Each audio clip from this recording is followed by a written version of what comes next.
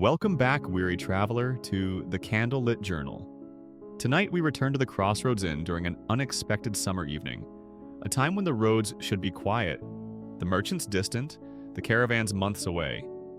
And yet, through the dust and golden light, something approaches. Something that should not be here.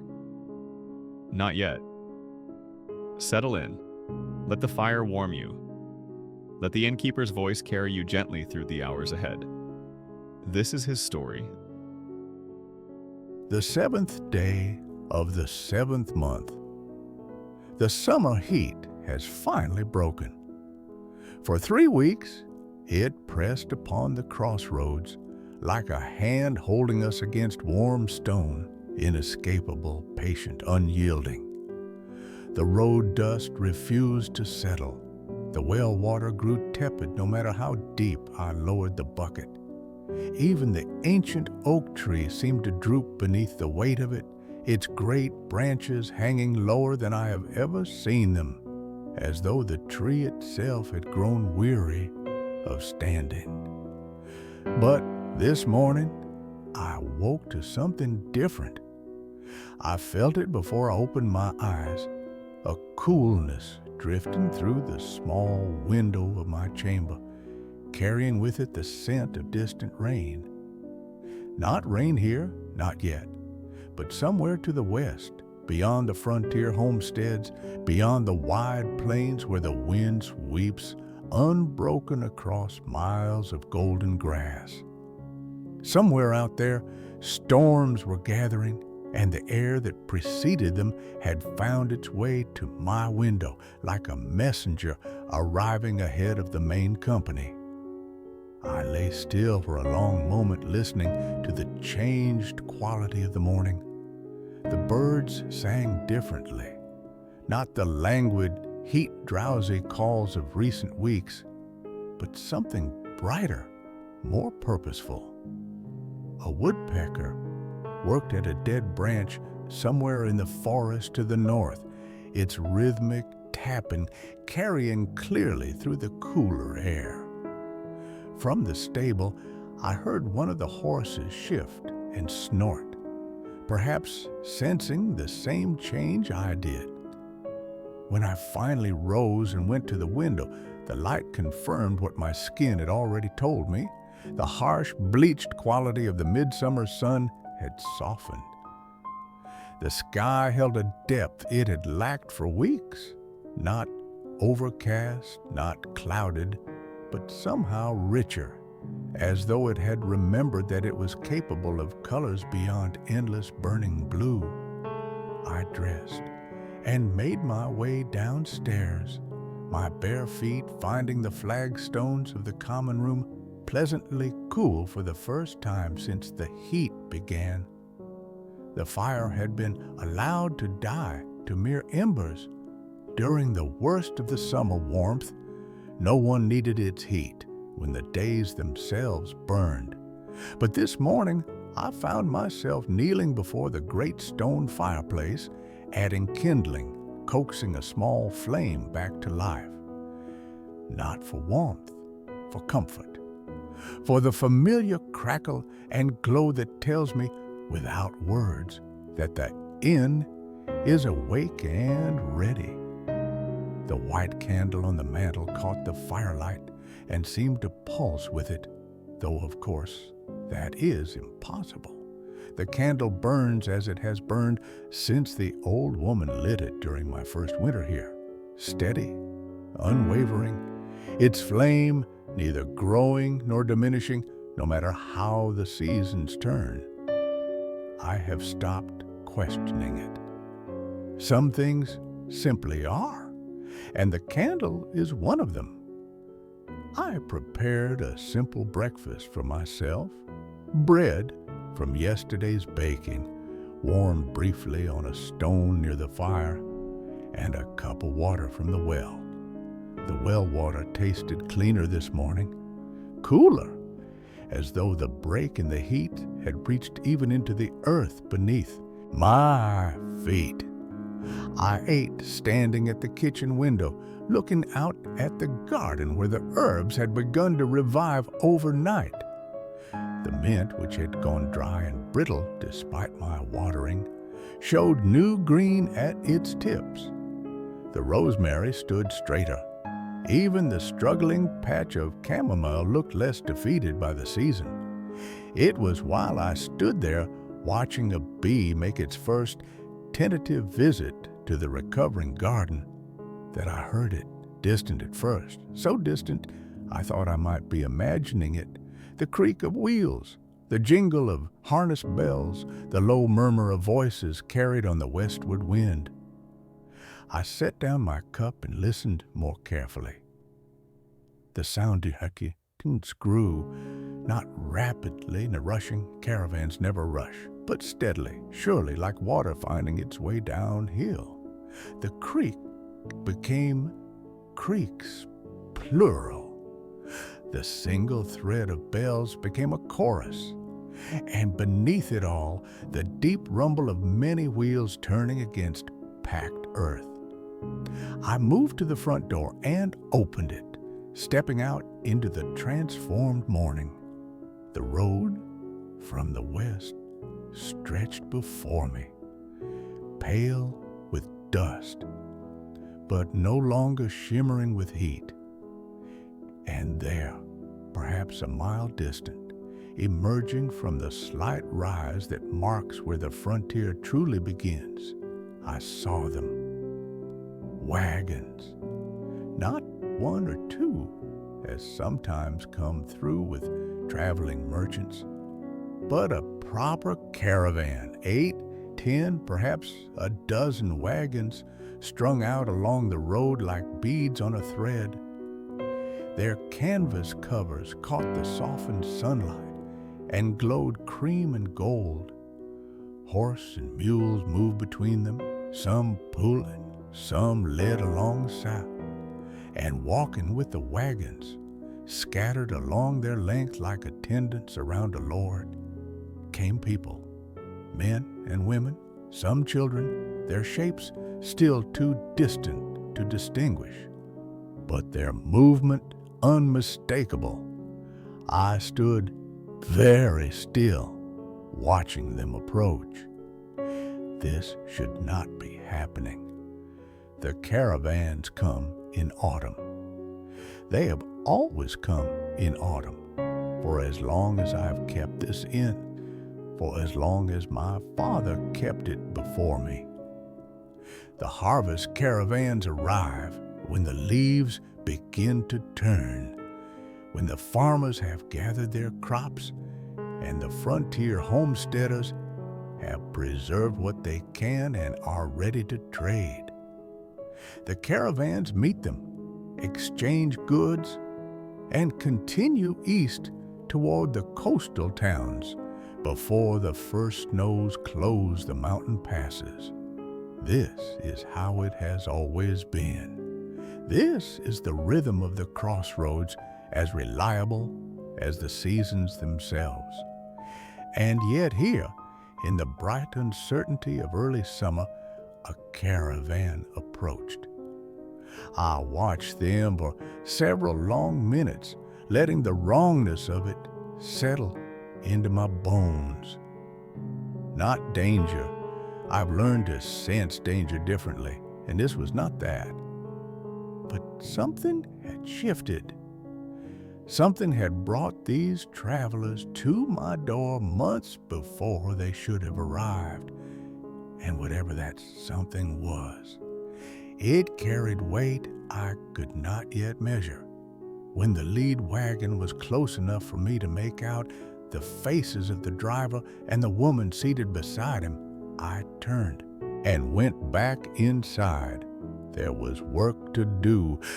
Whatever their reason for coming, whoever they were, and wherever they had truly come from, they would need what any traveler needs: rest, food, water, shelter from whatever had set them moving before their time. The fire crackled softly in the great hearth. The white candle burned on, and I began to prepare. The 7th day of the 7th month continued. They arrived in the early afternoon. I had spent the morning making ready, drawing extra water from the well and filling every barrel and bucket the inn possessed, checking the stores in the root cellar, counting the remaining loaves of bread, and deciding which roots and dried meats could be added to the stew pot to feed a crowd. The common room I swept twice, though it had been clean enough, and I laid fresh rushes between the flagstones where the old ones had grown too dry. Small preparations, perhaps unnecessary, but they gave my hands something to do while my mind circled the larger question: why had they come? The lead wagon halted at the edge of my property, just beyond where the oak tree's shadow would fall at midday. The driver climbed down slowly, stretching his back with the careful movements of a man who has spent too many hours on a hard seat. He was perhaps 50 years old, weathered in the particular way that years on the road weather a person, skin tanned to leather, crow's feet deep at the corners of eyes accustomed to squinting against dust and sun. His clothing was practical, sturdy, much mended, but clean. A merchant's clothing, built for durability rather than display. The woman who had ridden beside him descended with more ease, younger by a decade perhaps, with dark hair pulled back beneath a blue kerchief that had faded to the color of a winter sky.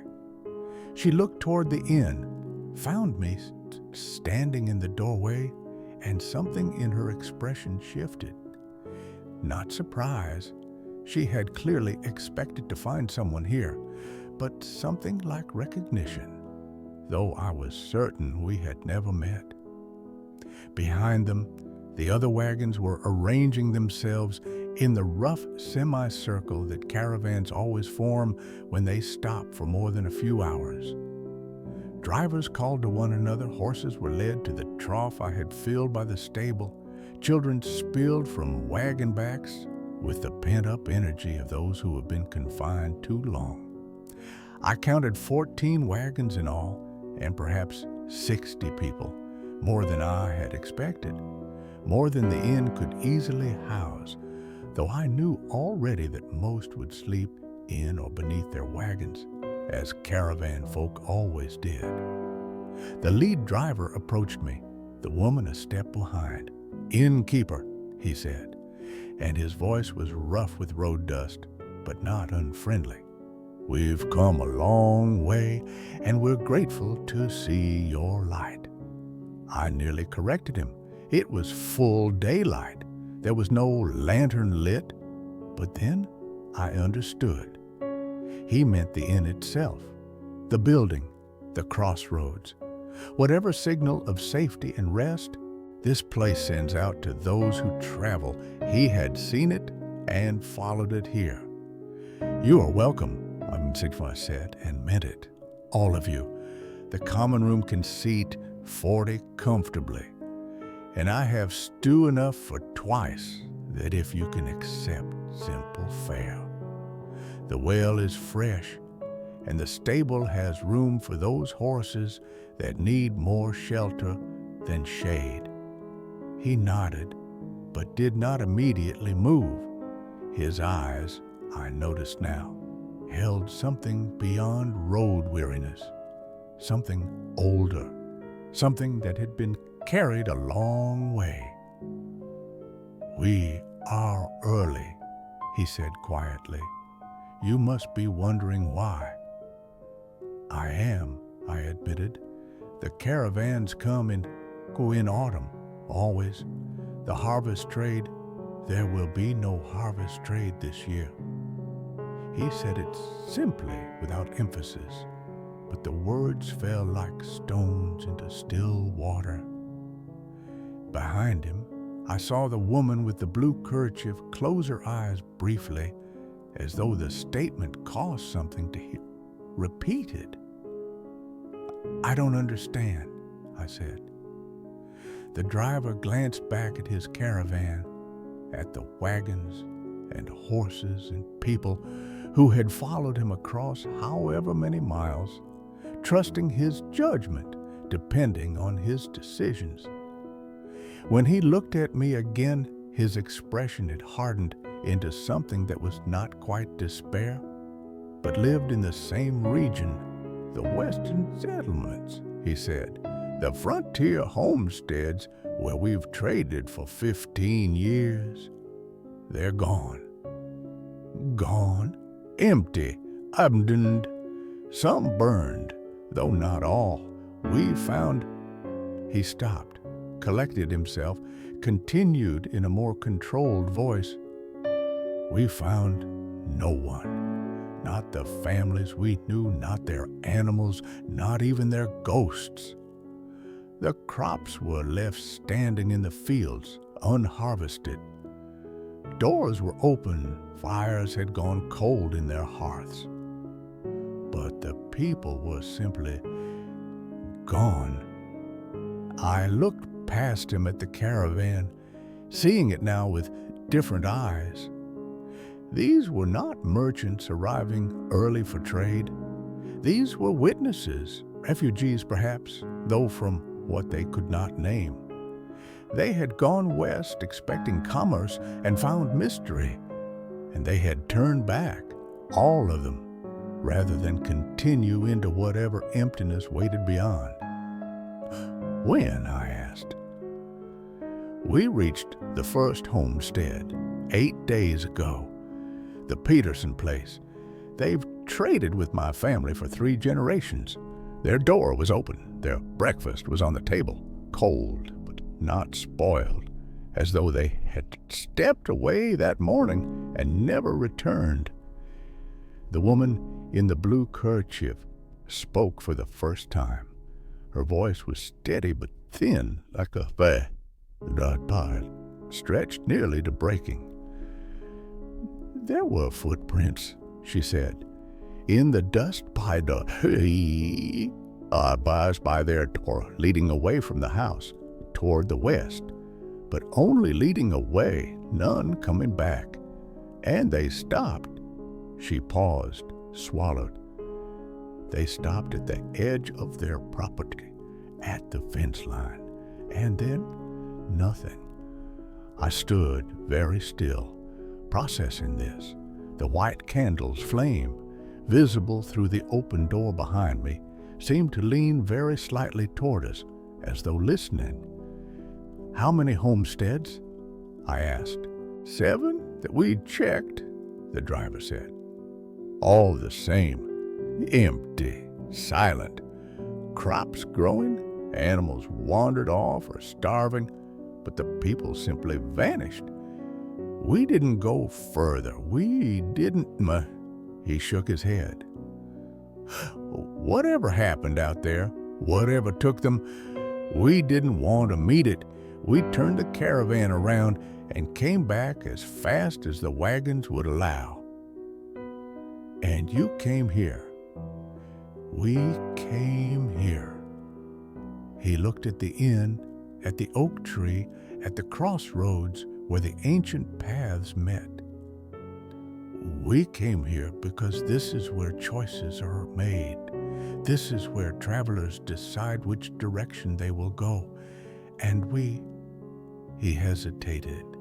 We needed to stop, to think, to decide what to do now that the world we knew has changed. I stepped aside and gestured toward the open door.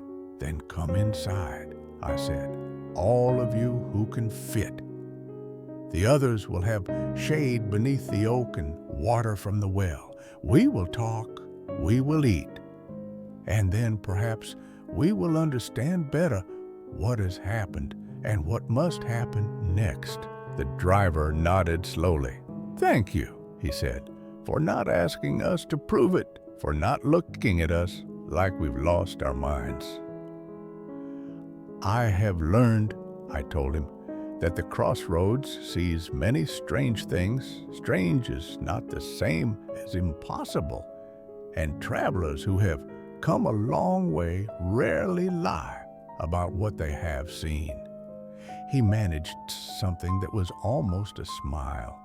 Then he turned and began directing his people toward the inn, toward the shade, toward whatever small comfort could be found in rest and food and the company of others who had witnessed the same impossible thing.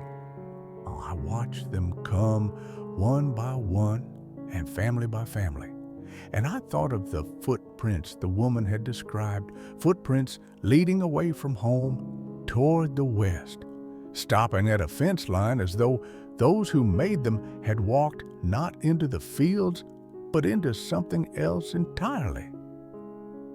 The air still smelled of distant rain, but the storms, I suspected, were closer than they seemed.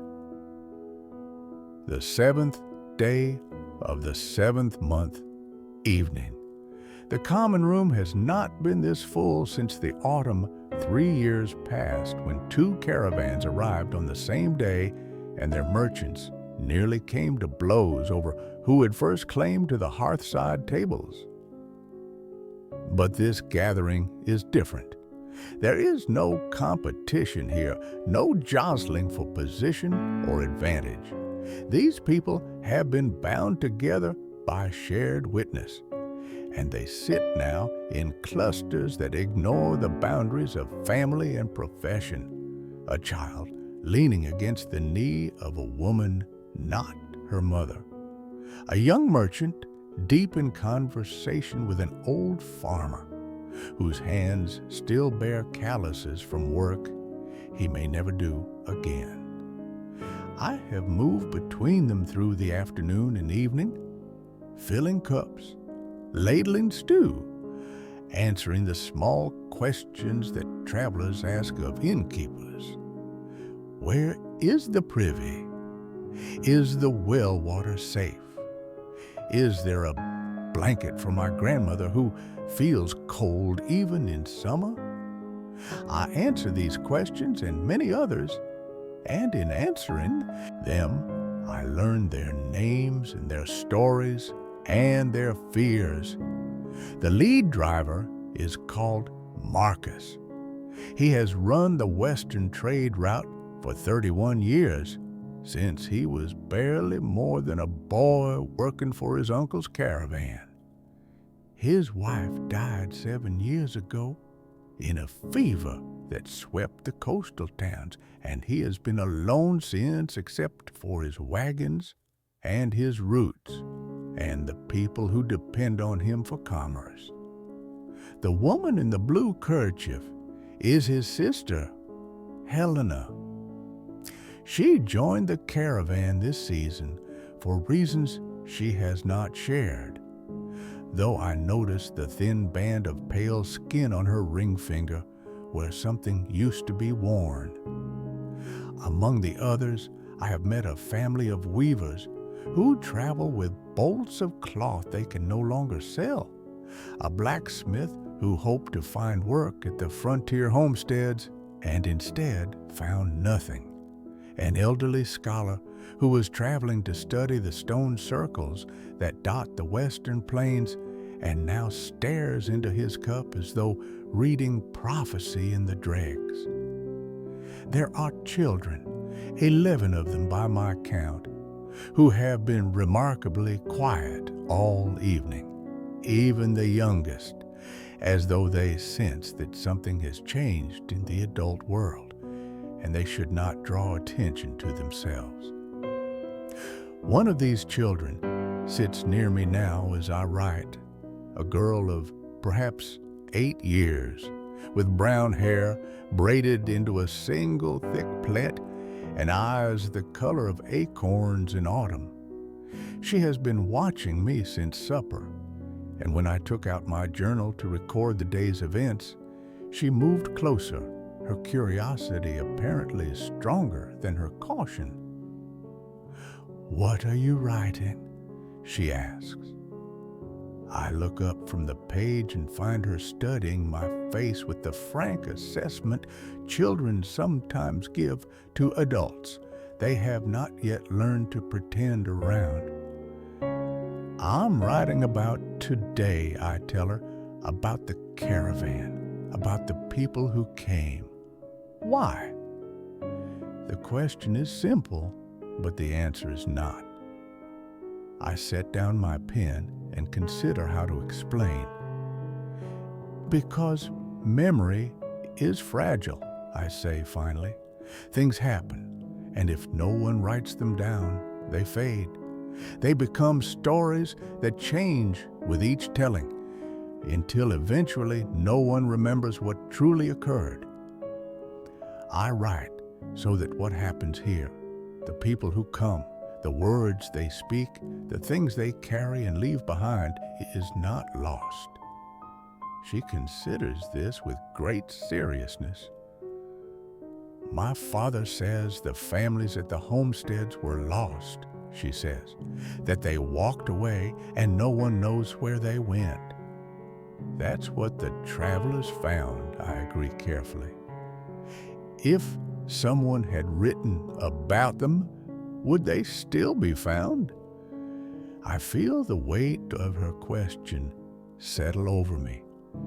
8 years old, and she has already grasped something that many adults never understand: the connection between memory and existence, between being recorded and being real. I don't know, I tell her honestly.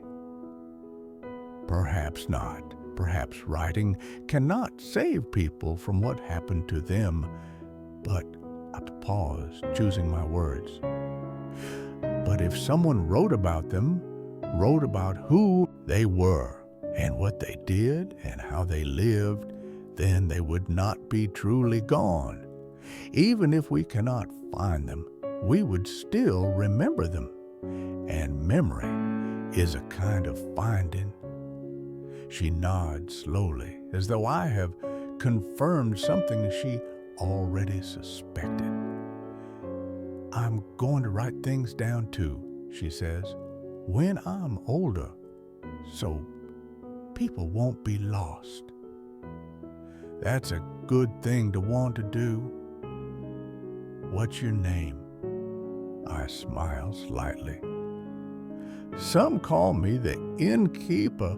That's enough. But it's not your real name? No. But names are complicated things. Sometimes what we're called matters more than what we were named. She accepts this with the flexibility that children have and adults often lose. I'm Bira, she says. That's my real name and what I'm called.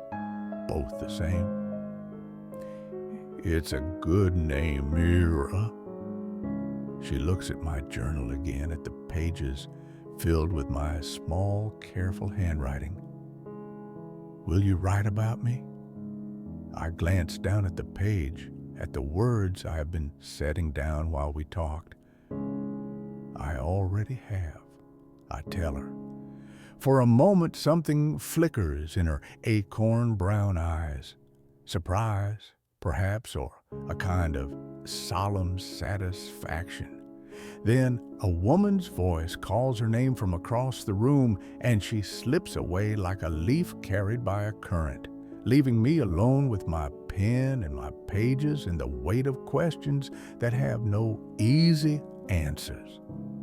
The fire pops and settles. Outside, I can hear the sounds of the caravan settling too, horses shifting in their makeshift paddock, canvas rustling as families climb into their wagons for the night. Low voices murmuring the comfortable sounds people make when the day is finally ending. But beneath these normal sounds, threaded through them like a darker current, I can feel the presence of what they left behind. The empty homesteads, the abandoned breakfasts, the footprints stopping at the fence line. Whatever happened to those people, wherever they went, the mystery of it has followed this caravan all the way to my crossroads. And I'm not sure yet whether it will stay here or whether it will move on when they do. The white candle burns steadily. I watch its flame and wait for whatever understanding the night might bring. The 8th day of the 7th month. Sleep came late and left early. I woke before dawn to the sound of someone walking in the common room, a slow, measured tread that paused at the window facing west. I dressed quickly and descended the narrow stairs to find Marcus, the caravan leader, standing with his back to me, his silhouette dark against the pre-dawn gray that filtered through the glass. He did not turn when I reached the bottom step. "I couldn't sleep," he said, as though I had asked. Every time I closed my eyes, I saw those houses, those open doors, the breakfast no one ate. I moved to stand beside him, looking out at the crossroads where his wagons still formed their protective semicircle, their canvas covers slowly becoming visible as the darkness lifted. "You've traveled these routes for decades," I said. "Have you ever seen anything like this before?" "Never." His voice was flat, empty of the roughness I had heard yesterday, drained by a sleepless night and questions that circled without answers. Storms, yes, hard winters, years when the harvest failed and the trading was thin, but the people were always there. They endured. That's what frontier folk do. They endure. And now they're simply gone. He turned from the window and looked at me directly for the first time since I had come downstairs. His eyes were red-rimmed but clear, the eyes of a man who has stopped pretending and is finally ready to speak the truth. "I didn't tell you everything yesterday. I didn't tell you the worst part." I waited. "At the Lindquist place, the 3rd homestead we checked, we found a dog, still alive barely, starving, dehydrated, half-mad from being alone. It had been tied to a post in the barn. The family had tied it there, fed it, watered it, and then walked away. Left it to die." I felt something cold move through my chest. Whatever had called those families west, it had been strong enough to make them abandon even their animals, strong enough to override the bonds that farmers build with the creatures in their care. "What did you do with the dog?" "One of the children took it in, the girl, Mira. She's been feeding it from her own portions, carrying it in her wagon. It's recovering slowly." He paused. "She named it Vigil." I thought of Mira, her serious eyes, her declaration that she would write things down so people wouldn't be lost. A child who had looked at a dying animal, abandoned by vanished people, and decided to save what could be saved. "The dog," I said carefully, "does it react to anything strangely? Fear things that aren't there? Look at places where nothing is visible?" Marcus frowned. "Why do you ask?" "Animals sometimes sense what people cannot. If something called those families away, the dog may have witnessed it, may still remember it." He was silent for a long moment, then, "It won't go near the western edge of our camp. Every time Mira takes it out, it strains toward the east, the south, anywhere but west. And at night it whimpers, softly, not like it's afraid, like it's grieving. I absorb this. I think," I said slowly, "that we should talk to the others who checked the homesteads. All of them together, everyone who went inside those houses, who saw those breakfasts and those footprints. There may be details that seem unimportant to each of you alone, but gain meaning when combined. You think we missed something? I think you saw something extraordinary. And when we see extraordinary things, our minds sometimes protect us by forgetting the parts that make the least sense. If we talk all of us together, perhaps the forgotten parts will surface. He studied my face, looking for something, authority perhaps, or evidence that I knew more than I was saying. Met his gaze steadily. I knew nothing, but I had learned in my years at the crossroads that listening was its own kind of knowledge, and that sometimes the truth hides not in what people say, but in what they don't yet realize they know. After breakfast, he said finally, I'll gather those who went inside. We'll talk. He nodded. Outset, the first true light of dawn was touching the oak tree's highest branches, turning the leaves gold where yesterday they had been only green. The oak had witnessed more than I could imagine, more caravans, more travelers, more mysterious arrivals and departures than any record could capture. I wondered sometimes if it remembered, if the crossroads itself held memory in its soil and stones and ancient roots. Perhaps today it would help us remember too. The 8th day of the 7th month continued. They gathered in the common room after a breakfast of porridge and dried fruit. 5 men and 3 women, including Marcus and Helena, all of whom had entered at least one of the abandoned homesteads during the caravan's passage through the frontier. I had asked them to sit together at the large table near the fireplace, where the morning light fell good and clear, and where I could see their faces as they spoke. The others in the caravan had been gently discouraged from listening, not because their presence would have been unwelcome, but because I suspected the witnesses would speak more freely without an audience. The children had been sent to play near the oak tree under the supervision of several grandmothers who seemed grateful for the distraction of useful work. I did not sit with them. Instead, I stood by the hearth, my back to the fire that I had built up despite the summer warmth, my journal in my hands, but unopened. I wanted to watch before I wrote, to see what their faces told before their words could shape the story.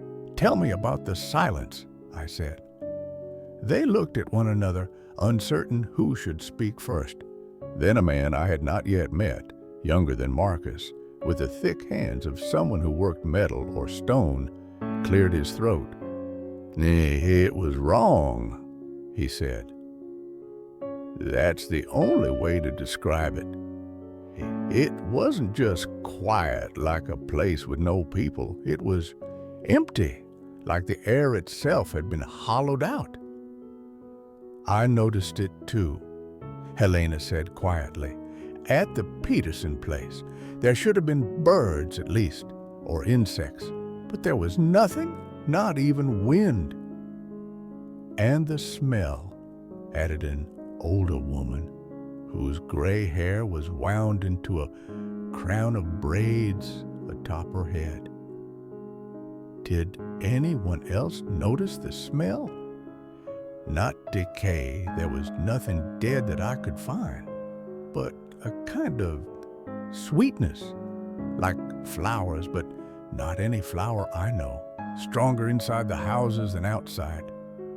Several others nodded. I smelled it at the Lindquist homestead, Marcus confirmed, in the room where they kept their preserves. I thought at first one of the jars had broken, but they were all intact. The smell came from everywhere and nowhere. I felt a faint prickling along the back of my neck. Sweetness, silence, the absence of natural sound. The footprints, I said. Helena mentioned they stopped at the fence line. Did all the homesteads have footprints like that? Not all, the metalworker said. At the Morrison place, it was the second one we checked. There weren't any footprints at all. Just the breakfast on the table and the beds unmade and nothing. Like they'd simply ceased to exist between one breath and the next. But at the other places? Footprints at 4 of them, Marcus said, always leading west, always stopping before they left the property, at fence lines mostly, but one ended at the edge of a well, and one, he hesitated, one ended at the threshold of a door that opened onto nothing, a door in a wall that faced west, but that had no building behind it, just an empty door frame standing in a field. I opened my journal now and began to write, not because I might forget, but because the act of writing helped me think. The witnesses watched me, perhaps taking comfort from seeing their experiences transformed into words, perhaps simply grateful that someone was taking them seriously. This door, I said without looking up, was it part of the original homestead, or had it been built recently? I don't know. I'd never noticed it before, but that doesn't mean anything. We only visited the Carlisle place once a year, and I didn't exactly memorize their property. Was there anything on the ground near the door? Tracks, marks, disturbances? The woman with the braided crown spoke again. I saw that door. I looked at it closely while the others searched the house. The grass around it was pressed flat, like many feet had walked there. Not just the Carlisle family, many feet more than a household, and the wood of the doorframe. She paused, her weathered face troubled. The wood was old, much older than the homestead. It had symbols carved into it that I didn't recognize, symbols that seemed to shift when I looked at them from different angles. I stopped writing. What kind of symbols? I can't describe them properly. They weren't letters, not in any language I know. They looked like paths, like maps of places that don't exist.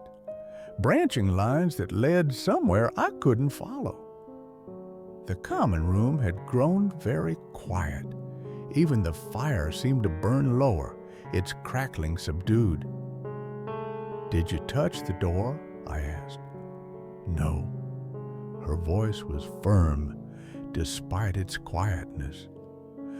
I wanted to. I felt pulled toward it, like something on the other side was calling to me, inviting me, but I didn't touch it. I turned away and I walked back to the wagons, and I did not look back. She met my eyes, and in her gaze I saw the echo of a terror she had not allowed herself to feel in the moment. The terror that came afterward, in the quiet hours, when she understood how close she had come to following. You made the right choice, I told her. Did I? She laughed, but there was no humor in it. Those families made a different choice. They went through. Wherever that door leads, wherever those paths go, they chose to follow. And part of me, a part I don't like to admit, wonders what they found on the other side. I closed my journal. I think, I said slowly, that something has changed in the West.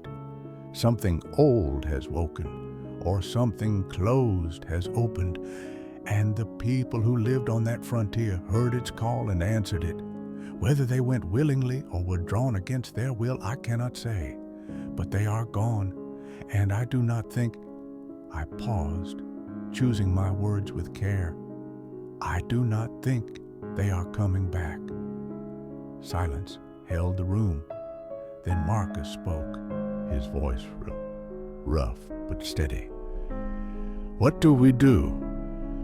I looked at him, at all of them, and I thought of the crossroads outside, the two ancient roads meeting beneath the oak tree's shadow, the choices that travelers had been making here for longer than anyone could remember.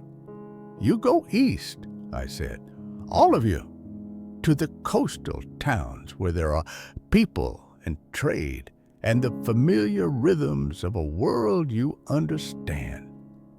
You tell your story to whoever will listen, the authorities, the merchants, the scholars who study such things. You warn them that the frontier is no longer safe, that something waits there that calls to people and leads them away. And if they don't believe us, then you tell them anyway. You plant the seed, and perhaps when others go west and find what you found, they will remember your warning and turn back before they too are lost. The metal worker's face was troubled. And you? What will you do? I looked toward the window, toward the western road that stretched into a distance I could not see. I will stay here, I said, at the crossroads, where I have always been, and if whatever called those families comes this far east, if it reaches this place where choices are made, I felt the weight of my father's promise settling onto my shoulders like a familiar cloak. Then I will meet it, and I will do what I can to ensure that the travelers who pass through here are not led away into the dark. It was not much of a promise. It was not a plan or a strategy or a solution. But it was true. And in that room full of frightened people, truth was the only thing I had to offer. The white candle's flame, I noticed, had stilled completely. It was no longer burning toward anything. It was simply burning as it had burned since the old woman lit it, steady and patient and ready for whatever the future would bring. The 9th day of the 7th month. The caravan has not yet departed. I expected them to leave yesterday. After our conversation in the common room, Marcus had seemed decided, the others convinced that the east offered safety the west no longer could provide. But when I stepped outside that evening to check the well and look at the darkening sky, the wagons were still arranged in their semicircle, the horses still grazing in their makeshift paddock, and the people of the caravan were gathered around small cooking fires as though they had settled in for a longer stay. Marcus found me at the well and explained. The horses need rest, he said, which was true but not the whole truth. And some of the travelers have developed coughs from the road dust. We'll stay another day, perhaps two. I nodded and did not argue. They would leave when they were ready, and being pushed would only make them more reluctant to go. This morning, I woke to find the inn transformed. Several someones, from the evidence, had been up before dawn. The flagstones had been swept and washed. Fresh rushes lay between the stones, fragrant with the scent of dried lavender that must have come from someone's personal stores. The great fireplace had been cleaned of old ashes, and new wood was stacked neatly beside it. The windows had been washed, and the tables polished with what smelled like beeswax. I stood in the doorway of my own common room, momentarily disoriented. This was care. This was gratitude expressed through labor, the way people who have lived close to the land express what they cannot easily put into words. Helena emerged from the kitchen, wiping her hands on a cloth. When she saw my face, she smiled. The first real smile I'd seen from her since the caravan arrived. "We wanted to thank you," she said, "for listening, for believing us, for not making us feel mad. You didn't have to. We wanted to." She gestured around the transformed room. "This place is special. I felt it when we arrived, and I feel it even more now. It holds things, people and memories, and something else I can't name. We wanted to give something back." I was, for a moment, unable to speak. The inn had been my father's creation, and after his death, it had been my burden, a duty I took up because it was asked of me, a promise I kept because keeping promises was what we did. But I had not thought of it as special. I had not considered that others might see something in it beyond walls and a roof and a warm fire. "Thank you," I managed. She nodded, businesslike again. "The children have been asking about the oak tree, Mira especially. She wants to know if it's true that wishes made under its branches come true." "Where did she hear that?" "I don't know. Children hear things. Is it true?" I thought of the oak tree, its ancient presence, its roots that went down deeper than anyone had ever measured, its branches that caught the light differently at different times of year, as though responding to rhythms older than the seasons. "I don't know," I said honestly. "I've never made a wish there myself, but the tree is old, and old things sometimes have power we don't understand. If she wants to make a wish, I don't think it would do any harm." Helena's smile returned, softer this time. "She lost her parents 2 years ago, fever, like so many. She lives with her uncle now, the metalworker you met, but she carries a lot for such a young one. If a wish under an old tree could help lighten it, bring her to me after breakfast," I said. "I'll walk with her to the oak. I may not know if wishes work, but I can at least show her how to make one properly." The 9th day of the 7th month, continued Mira, came to me. As the morning sun was climbing toward noon, her braids freshly plaited and her face scrubbed clean. The dog, Vigil, walked beside her, thin still, but stronger than it had been, its eyes bright and its tail making small, hopeful movements as it matched her pace. "Helena said you'd show me the tree," she said. "I did. Are you ready?" She nodded solemnly. I led her out of the inn and across the beaten earth of the crossroads to where the ancient oak stood, its trunk wider than 2 men could embrace, its branches spreading like a living roof over the place where the 2 roads met. We stopped at its base, and I saw Mira tilt her head back to look up at the canopy of leaves. The summer light filtered through them, casting complex shadows that moved and shifted with each small breeze. "It's so big," she whispered. "It's been growing here for a very long time, longer than the inn, longer than the roads themselves, some say." "How old?" "No one knows. Some things are too old for counting." She reached out and laid her palm flat against the bark, her fingers spread like a star. For a moment, I could have sworn the shadows around us stilled. The leaves paused in their movement, the light steadied. Even the birds in the branches above grew quiet.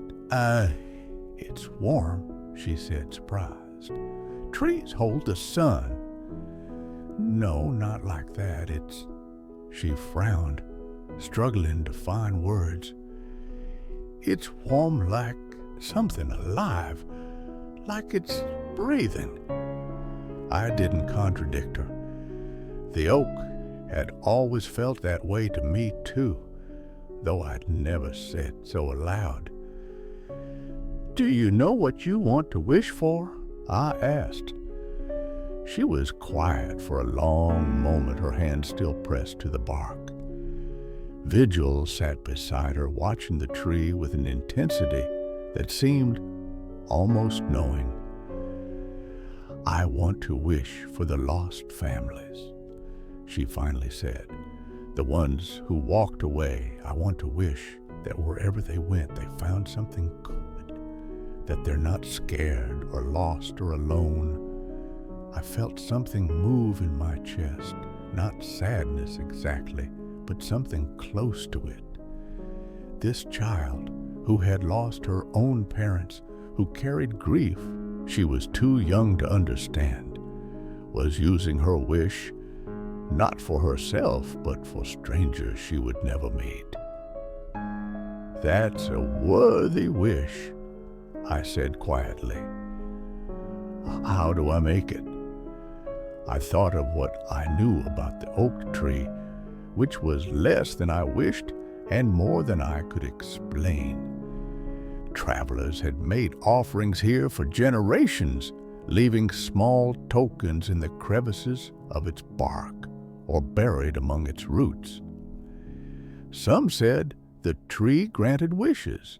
Others said it simply witnessed them, holding them in its ancient memory until the universe could answer. "Close your eyes," I told her. "Keep your hand on the tree. Think about the families, not their names, because you don't know them, but the feeling of them. Parents and children, workers and dreamers.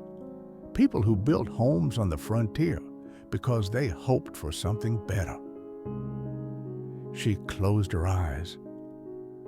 I watched her face, seeing the concentration settle over it, the furrow between her brows as she shaped the image in her mind. "Now," I said, "speak your wish out loud so the tree can hear it." "I wish," she said, her voice thin but steady, "that the families who walked away found peace. I wish that wherever the door took them, they are safe. I wish that they know they are remembered, even if no one can find them. I wish."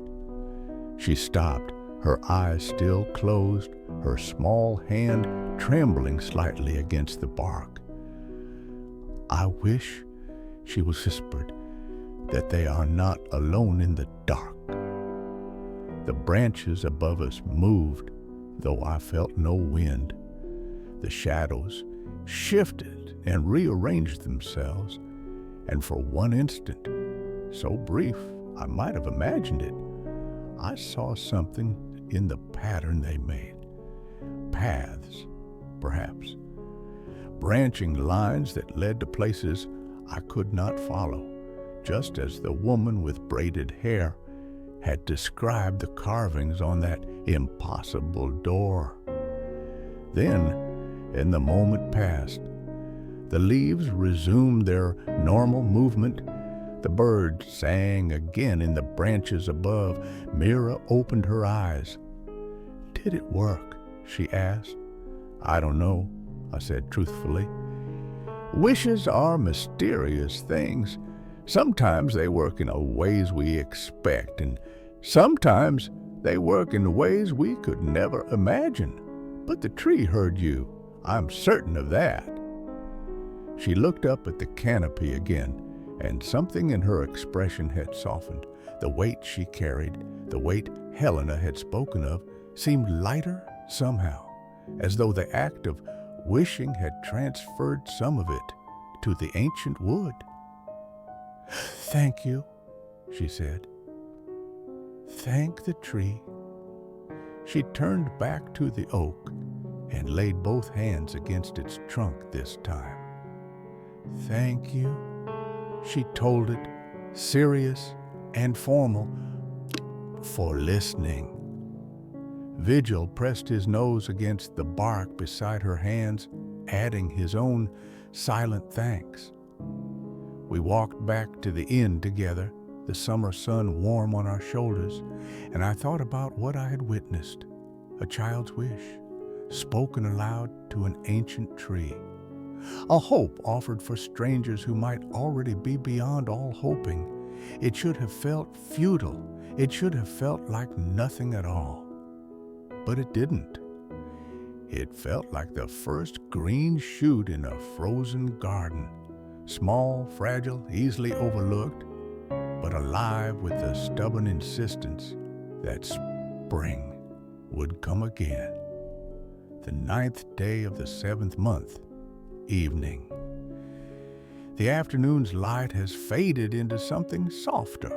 After I left Mira at the oak tree, I returned to find Helena and several other women from the caravan had transformed my kitchen. They worked with the quiet efficiency of those who know their way around hearths and ofting pans, their hands moving through tasks that required no discussion, chopping vegetables, stirring pots, kneading dough with practiced rhythm.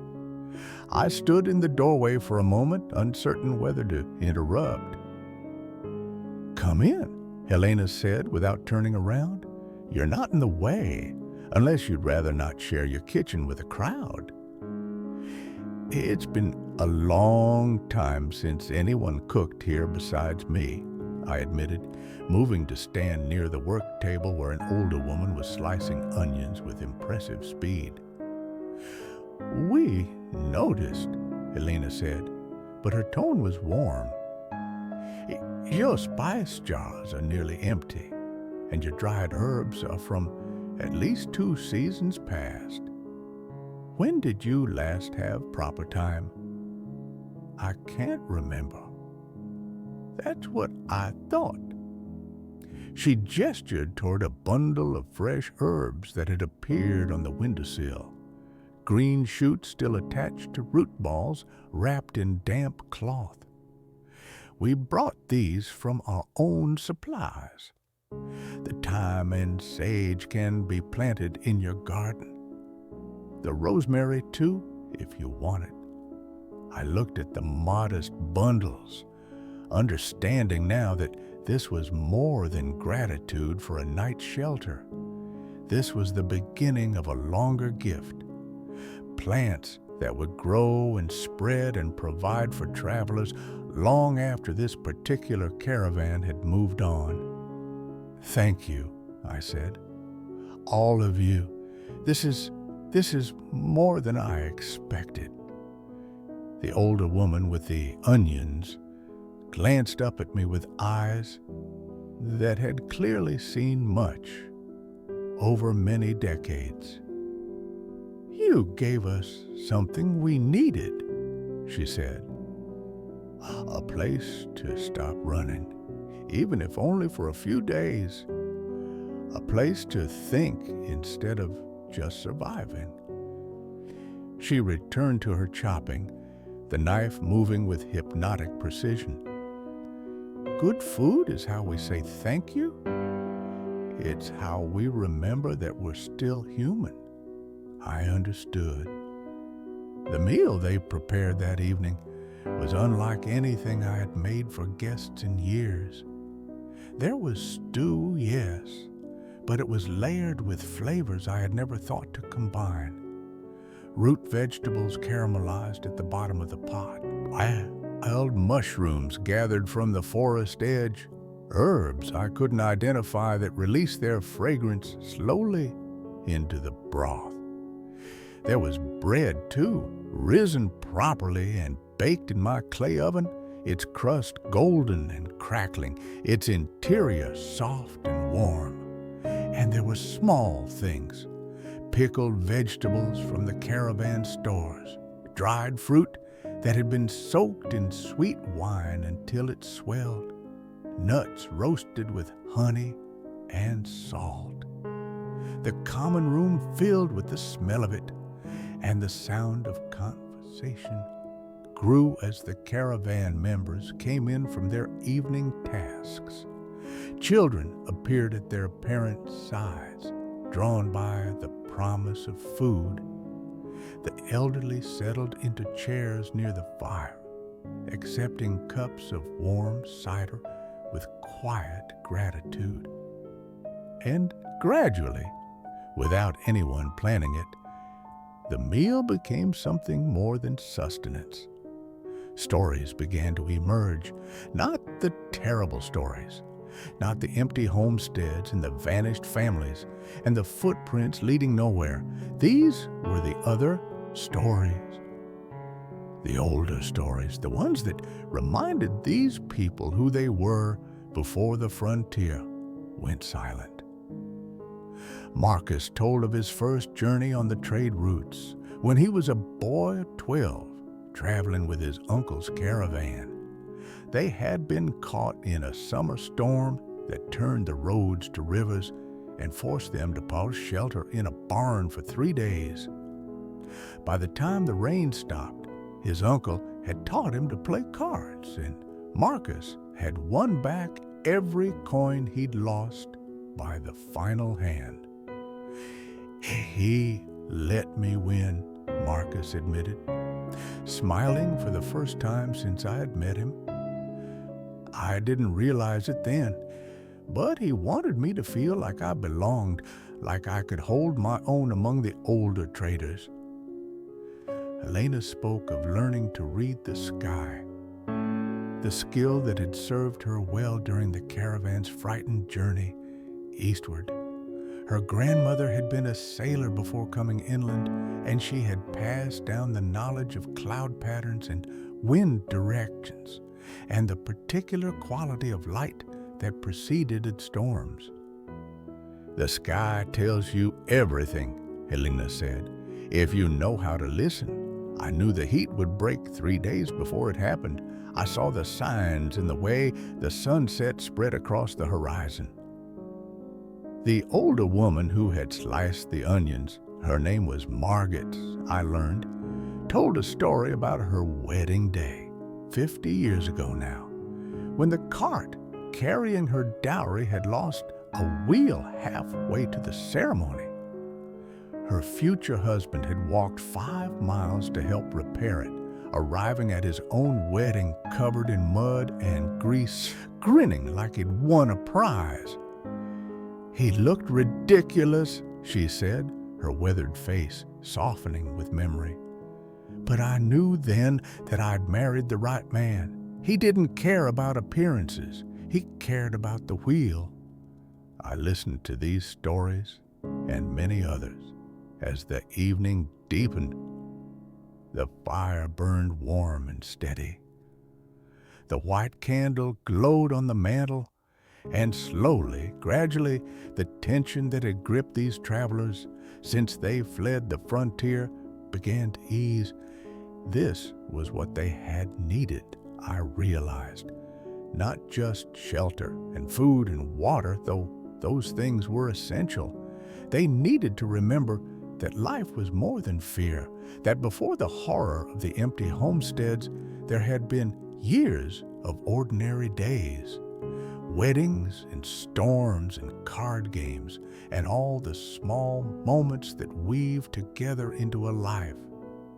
They needed to be reminded that they would have ordinary days again. When the last of the food was gone and the youngest children were nodding off against their parents' shoulders, I rose and added another log to the fire. "The upper rooms are available for those who want them," I said, "and there's space in the common room for pallets if the wagons feel too confining tonight. Several families took me up on the offer, spreading blankets on the flagstones and settling in with the particular gratitude of those who have spent too many nights in cramped wagon beds. Others drifted back to their wagons, carrying lanterns against the darkness, their voices soft as they said their good nights. Marcus was the last to leave.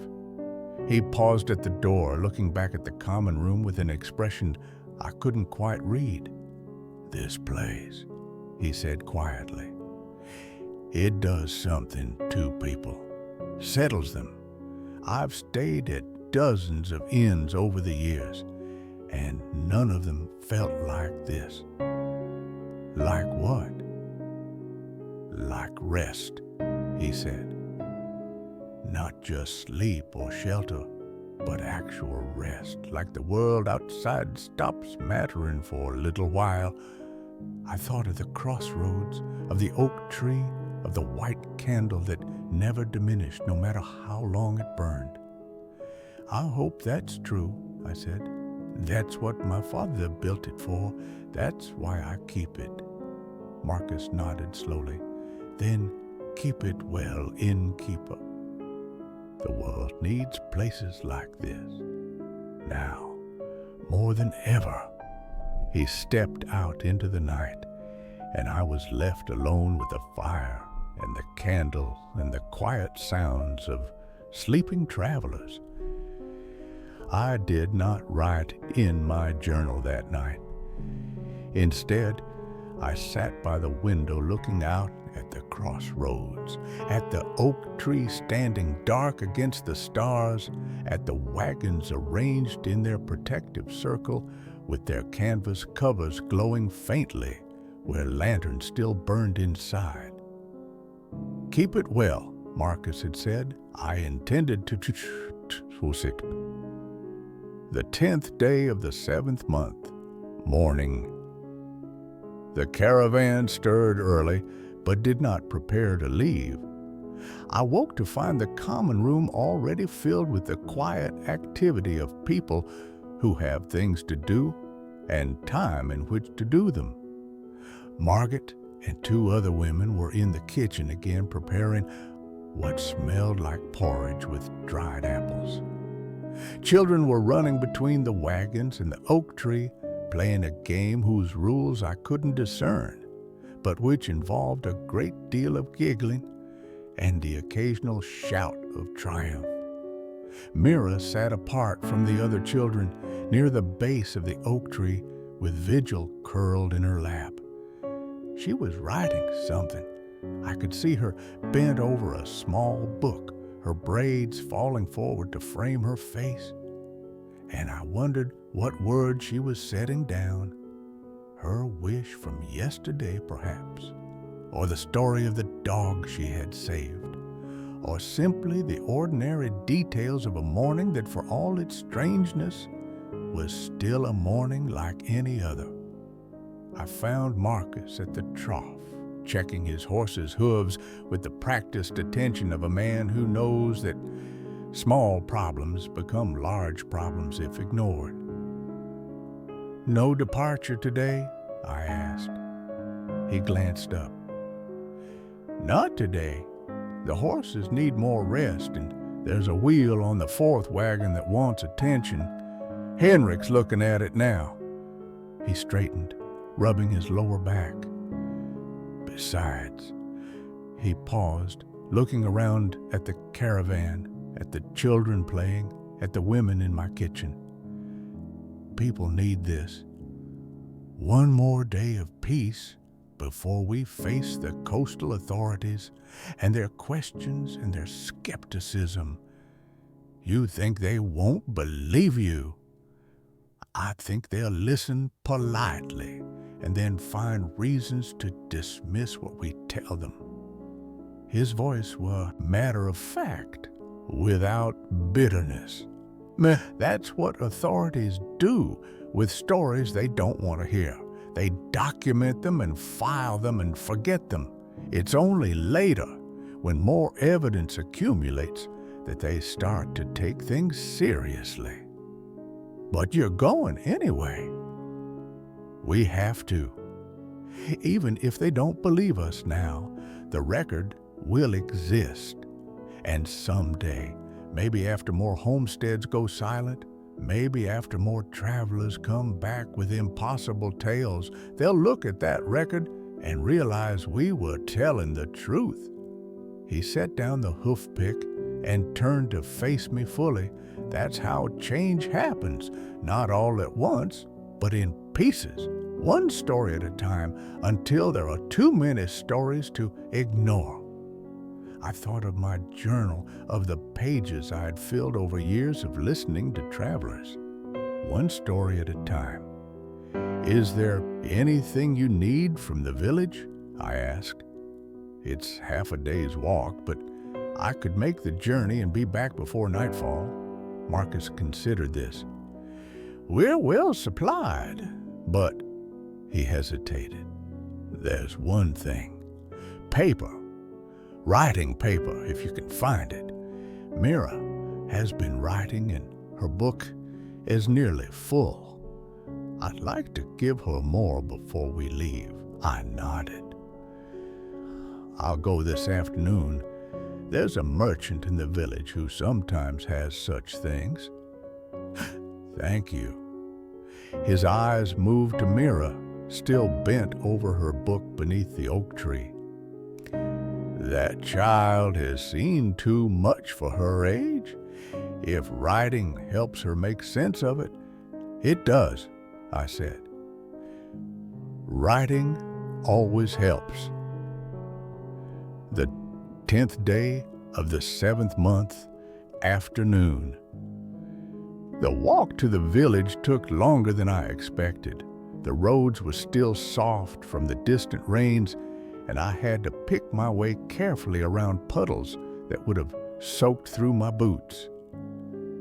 But the air was fresh with the coolness that the broken heat had brought, and the walk gave me time to think. I thought about Mira scribbling in her book beneath the oak tree. I thought about Marcus and his determination to tell his story, even knowing it would not be believed. I thought about the footprints leading west, stopping at fence lines and well edges and the threshold of an impossible door. And I thought about the innkeeper who would stay behind when they left, who would tend the fire and fill the cups and listen to the next group of travelers who came seeking shelter at the crossroads. The village was much as I remembered it, a cluster of houses round a central well with a small market square where farmers from the surrounding area sold their goods. The merchant I sought was named Tomas, a thin man with spectacles and ink-stained fingers who dealt in paper and books and the occasional map. He was surprised to see me. "The innkeeper," he said, pushing his spectacles up his nose. "It's been, 2 years since you came to the village?" "Nearly 3, I admitted. I don't leave the crossroads often. But when you do, you want paper." He smiled. "That much hasn't changed. What are you looking for this time?" "Writing paper. Good quality, if you have it. Enough to fill a small book." He rummaged through his stores, producing several options. Rough paper made from local hemp, finer paper imported from the coastal hills, a stack of slightly damaged sheets that were still perfectly usable despite a watermark at one corner. "For yourself?" he asked as I examined the options. "For a child, a traveler passing through." "Ah." He nodded as though this explained everything. "Take the finer paper then. Children deserve nice things to write on. I paid him and tucked the paper carefully inside my coat to protect it from any lingering dampness on the road. But before I left, I paused. "Have you heard anything strange lately?" I asked. "From the west, from the frontier." Tomas's face changed, his expression becoming guarded. There have been rumors. Traders saying the western routes have gone quiet. Homesteaders not arriving for market days when they should. He lowered his voice. "One fellow came through last week, eyes like a man who'd seen a ghost. Said he'd found a settlement abandoned. Breakfast on the tables, he said, like the people just walked away in the middle of their meal." "That's what my current guests found," I said. "Multiple homesteads, all the same. And they're carrying the news east to the authorities." "Will the authorities listen?" Marcus, their leader, doesn't think so.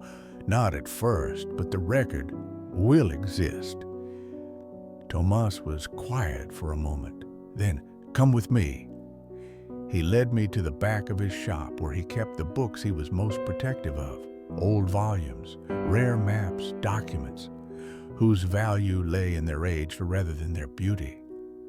From a shelf near the ceiling, he pulled down a leather-bound book so worn that its title was illegible. This was my grandfather's," he said. "He collected stories, not pleasant stories, stories about the strange things that happen in the wild places. Settlements that vanished overnight, travelers who walked into the forest and never came back, doors that appeared where no door should be." He opened the book carefully, turning pages filled with cramped handwriting that had faded to brown. "There are patterns," he said. "My grandfather noticed them. The strange things don't happen randomly. They happen in cycles.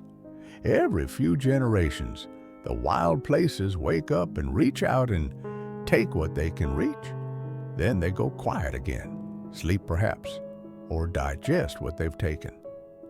I felt a chill despite the afternoon warmth. "Your grandfather collected these stories. Did anyone believe him?" "No, they thought he was mad, or at least eccentric. But he kept writing anyway. Said someone had to remember, even if no one was listening."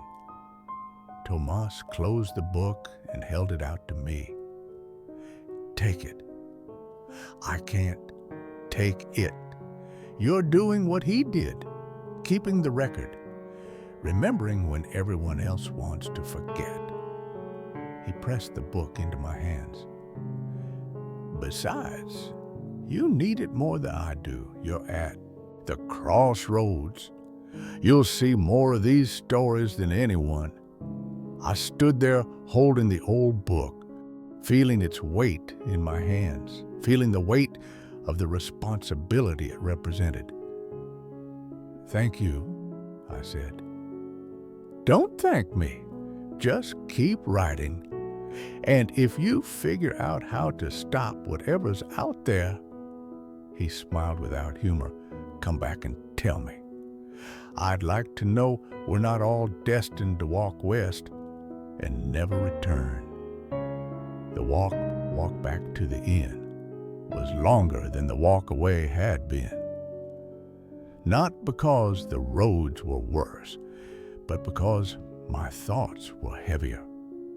I carried the paper from Mira and the book of old stories and the knowledge that what the caravan had witnessed was not new. It had happened before. Would happen again was part of some cycle that turned too slowly for any one generation to track. But generations accumulated, stories accumulated, and somewhere in the keeping of records and the passing down of knowledge, there might be wisdom enough to protect those who came after. The crossroads was visible from the ridge before the final descent, the oak tree standing tall, the inn with its smoke rising from the chimney, the wagons still arranged in their protective semicircle. It looked peaceful, safe, a fixed point in a world that was less solid than it seemed. I walked faster, eager to be home. The 10th day of the 7th month, evening, I gave Mira the paper after supper. She accepted it with the careful reverence of someone receiving something precious, her small fingers tracing the edges of the fine sheets. "It's so smooth," she said, "and white like snow." "It's for your writing," I told her, "so you have room for all the stories you need to set down." She looked up at me with those serious acorn brown eyes. "I'm writing about everything, about the empty houses, about Vigil, about the wish I made under the oak tree." She paused. "Is that all right? Is it all right to write about sad things?" "It's more than all right," I said. "It's important. The sad things need to be remembered too, maybe especially the sad things." She nodded slowly, accepting this. "Helena says we're leaving tomorrow," she said. "In the morning, all the way to the coast. That's what I understand. Will you?" She hesitated, clutching the paper to her chest. "Will you remember us after we're gone?" I knelt so that I was at her eye level, so that she could see my face clearly when I answered. "I will remember you," I said. "All of you, the whole caravan. I'll write about you in my journal, and your story will be part of the crossroads forever. Promise?" "I promise."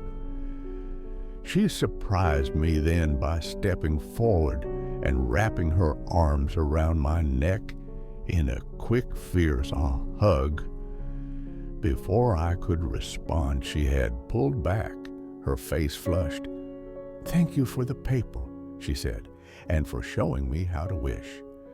Then she was gone, running back to her uncle's wagon with Vigil trotting at her heels and the fine white paper pressed against her chest.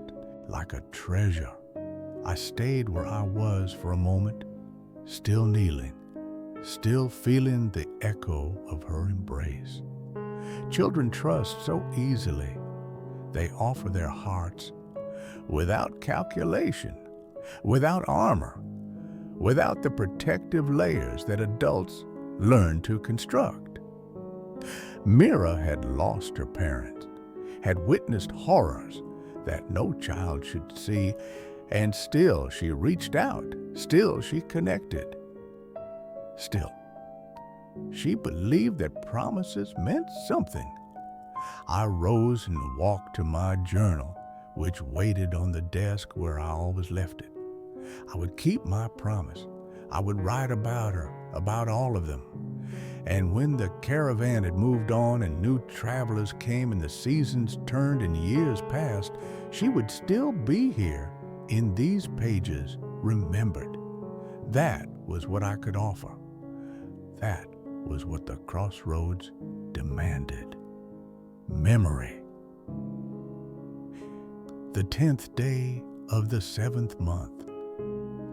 The caravan departed at dawn. I watched them from the doorway of the inn as they assembled in the pale early light. Wagons forming a line, horses stamping and snorting, families settling into the places they would occupy for the long journey east. The efficiency of it was impressive. These were people who had spent their lives on the road and knew how to leave quickly when the time came. Marcus approached me as the last wagon fell into line. "We've decided to go all the way to the coast," he said. "Not just to the first towns, but to the port. There are scholars there at the university who study the old stories, the stories about doors and paths and things that call people away from the world they know. If anyone can make sense of what we've found, it will be them." I nodded.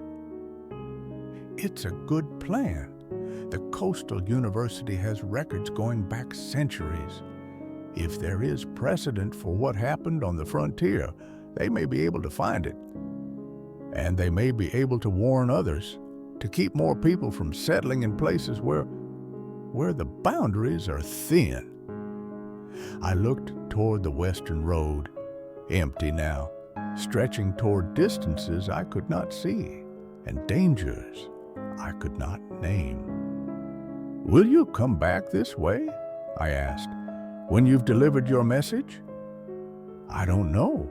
The autumn trade is lost and there are other routes we could take. Routes that don't pass through." He stopped himself, perhaps realizing he was about to say something unkind about my home. "Routes that don't pass through places where strange things happen," I finished for him. He had the grace to look embarrassed. "I didn't mean—" "It's all right. The crossroads is what it is. Some travelers find that comforting. Others would rather avoid it." I extended my hand. "Safe travels, Marcus. I hope you find what you're looking for in the east." He took my hand and gripped it firmly. "Thank you for everything. The shelter, the food, the listening."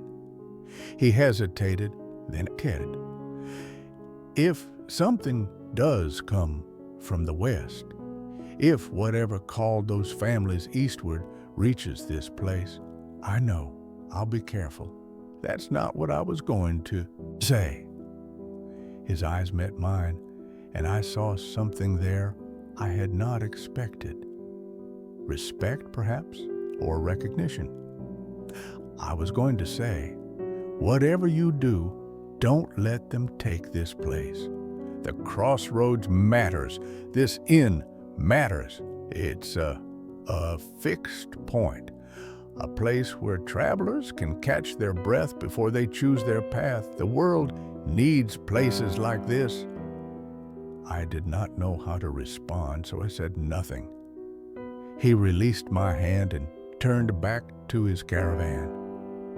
As he climbed onto his wagon, I saw Mira watching me from the back of her uncle's cart, Vigil nestled in her lap. She raised her hand in a small wave, and I lifted mine in return. Then the caravan began to move, slowly at first, then picking up speed as the wagons found their rhythm. I watched them until they crested the rise to the east and began their descent on the other side, one by one, disappearing over the horizon like ships sinking below a calm sea. When the last wagon was gone, I stood alone in the silence they left behind. The crossroads was empty. The inn was quiet. The oak tree cast its morning shadow over the place where two roads met, and a light breeze from the west carried the scent of distant storms.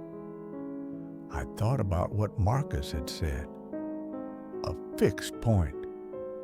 A place where travelers can catch their breath before they choose their path. Is that what this place is? Is that what my father built? What I have maintained all these years? Perhaps it is. Perhaps the crossroads has always been more than just a meeting of roads, more than commerce and convenience and the practical needs of people who travel. Perhaps it is a threshold in its own right, not a door to strange places, but a door to decision, a place where the directions of lives are changed. And if that is true, then perhaps what I do here matters more than I've allowed myself to believe. The white candle burned in the window, as it always did, visible even in the morning light, if you knew where to look. The old woman had lit it during my first winter here, had told me that this place was a refuge in the wilderness, a light in the darkness. I had not fully understood her then. I think I am beginning to understand now. The 11th day of the 7th month. A traveler came today, just one, a man on a tired horse, riding up from the southern road at midday.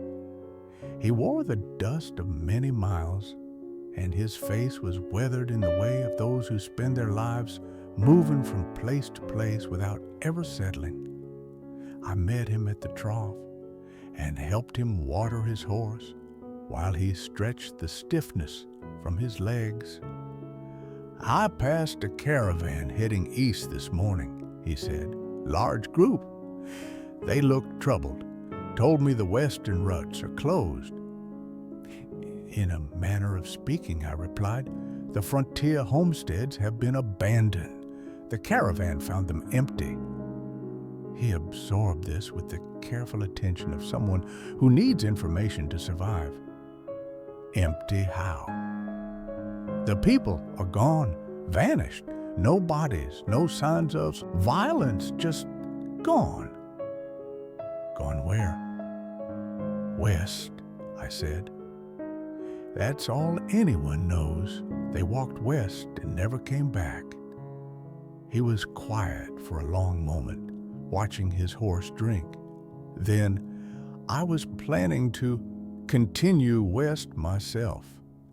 There's a settlement out there, one of the newer ones, where I have family, my sister and her children. I felt the weight of his words settle between us. His sister, her children, another family on the frontier in the path of whatever had called the others away. When did you last hear from them? Spring. A letter came through one of the southern traders. They were well. The crops were planted. The children were growing. Spring. Before the heat wave, before the strange silence fell over the western lands. The caravan didn't venture as far as the newest settlements, I said carefully. They turned back after finding 7 homesteads empty. It's possible your sister's family is still there, still safe. But you don't believe that. I met his eyes. I don't know what to believe, but if you go west, you should be prepared for what you might find. He nodded slowly, his gaze drifting toward the western road. I have to try, he said. She's my only sister. If there's any chance, I understand.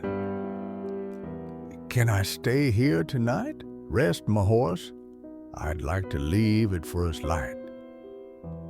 Of course, the inn is open to all who need it. I led him inside, gave him food and drink and a place by the fire. We did not talk much more. He was absorbed in his own thoughts, in the hope and fear of what tomorrow would bring. But before he retired to one of the upper chambers, he paused at the bottom of the stairs and looked back at me. The caravan leader, he said. He told me you'd been kind to them, that you'd listen to their story and help them make sense of it. I did what I could. He said, the man hesitated. He said if anyone would understand what was happening, it would be the keeper of the crossroads, that this place sees things others don't. I did not know how to respond to that. The caravan had been here only 4 days, and already stories were forming. Stories about me, about the inn, about a wisdom I was not certain I possessed. "I don't know if that's true," I said finally, "but if you come back this way, if you find your sister and return, tell me what it you've learned. Share whatever you discover. That way, if others come asking, I can help them decide which road to take." He nodded. "I will. One way or another, I'll come back through this place." He looked around the common room, at the fire, at the white candle on the mantel, at the worn comfort of a space that had sheltered travelers for longer than either of us had been alive. "This place feels like a promise, like whatever happens, it will still be here." That's the intention," I said. "That's always been the intention." He climbed the stairs, and soon the sounds of his settling faded into the quiet of the evening. I sat by the fire for a long time afterward, thinking about promises, about the old woman's blessing and my father's life's work, and the hope that travelers carry with them when they pass through places like this. The western road waited in the darkness beyond my window, leading to mysteries I could not solve and dangers I could not name. But the eastern road waited too, and the northern and the southern. 4 directions, 4 possibilities, 4 different futures branching out from this single point. That is what the crossroads offers. Not safety. No place can promise that, but choice. The chance to pause, to rest, to consider, and then to choose which way to go.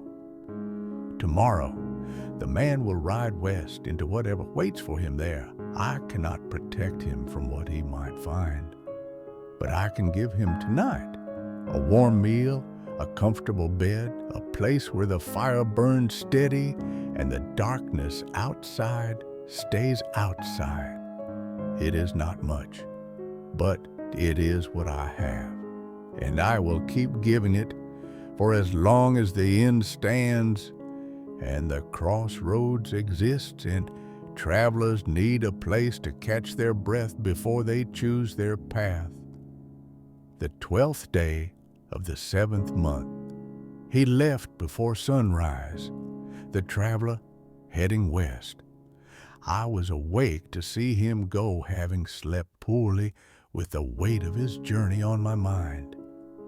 He mounted his horse in the gray pre-dawn light, looked back once at the inn with its dark windows and cold chimney, and raised his hand in a gesture that was half wave and half salute. Then he turned west and rode into the uncertain distance. I watched until he disappeared over the first ridge, until even the sound of his horse's hooves faded into silence.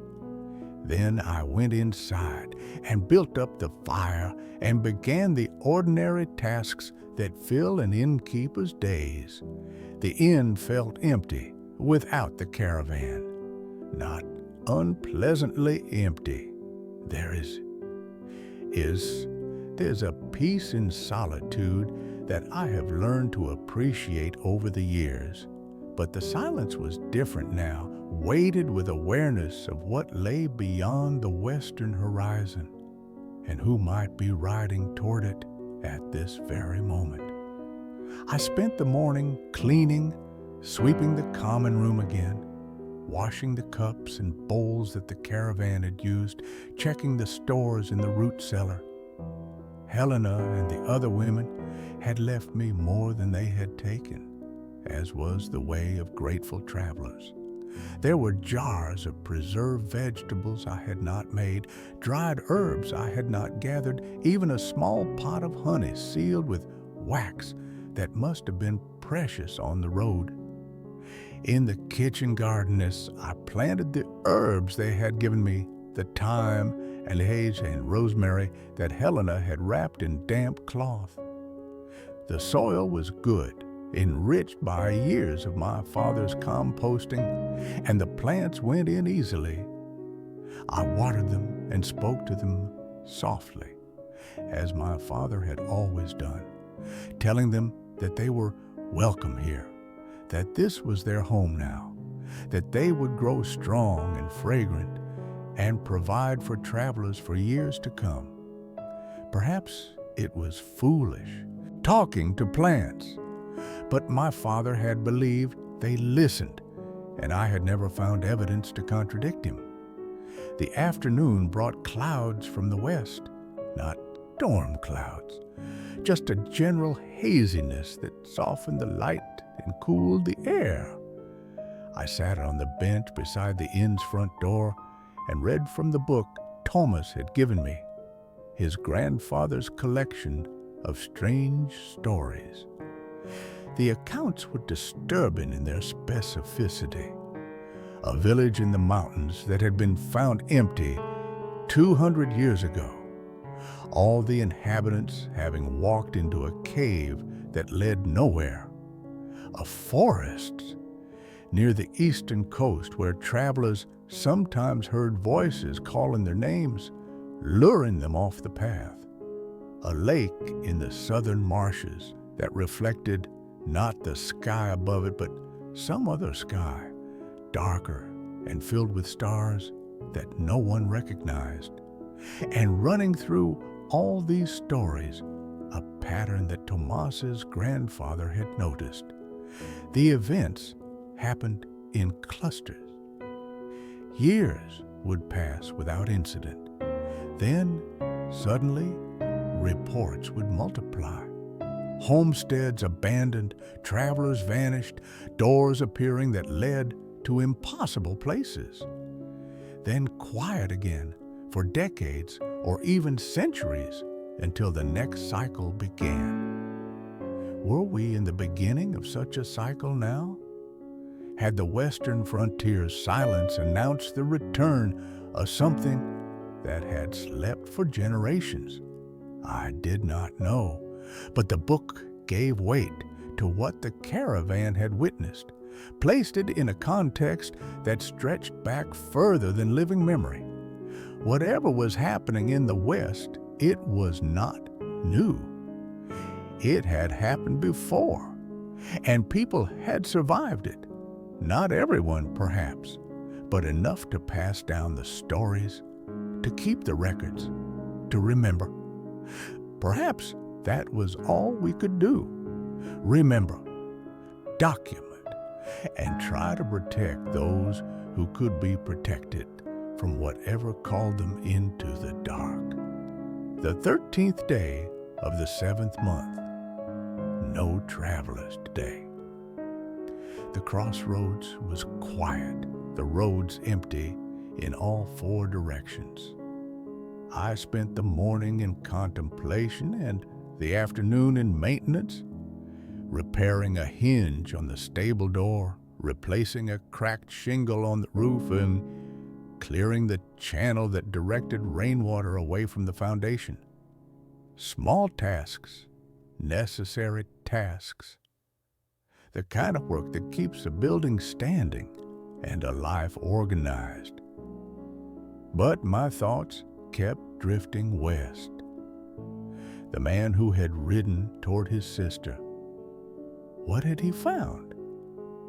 Was he even now approaching a silent homestead, standing before an open door with untouched food on the table? Or had he found her safe, alive, unaware of the danger that had claimed her neighbors? I would not know until he returned, if he returned. The uncertainty was harder than I had expected. I was accustomed to travelers passing through, their stories incomplete, their fates unknown after they left my door. That was the nature of an innkeeper's life. You met people at transitions, at crossroads, both literal and metaphorical, and then they moved on, and you never learned how their stories ended. But this was different. This man had ridden into acknowledged danger, and I'd let him go without what? Without stopping him? I had no right. Without warning him? I had warned him as clearly as I could.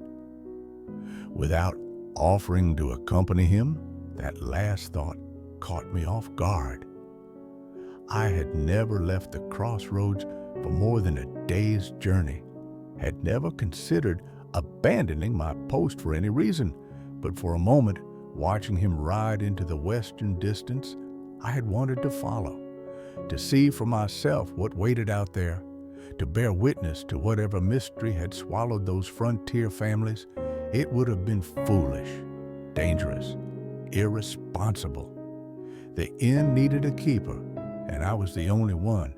If I rode west and never returned, the crossroads would fall into disrepair, and countless travelers would find no shelter where shelter had always been.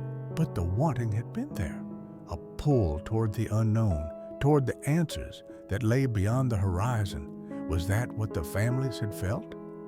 Was that what had drawn them out of their homes and along paths that led nowhere we could follow?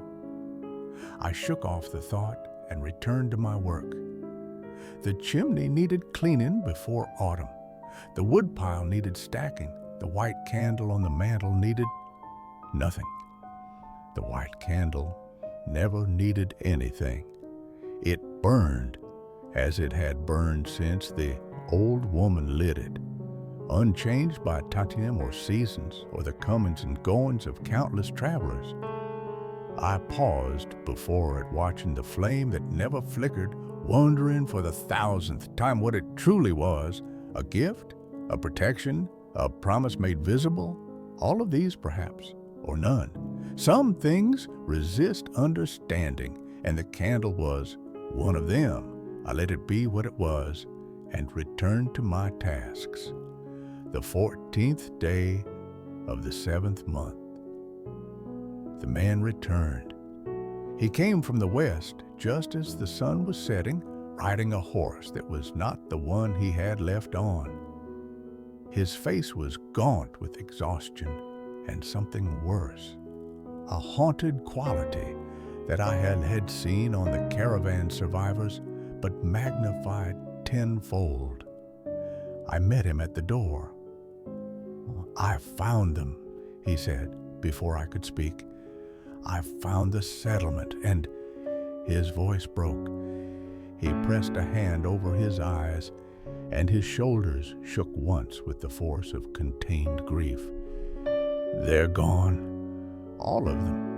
Every family in that settlement gone." I guided him inside, sat him by the fire, pressed a cup of warm cider into his hands. He drank without seeming to notice what he was drinking.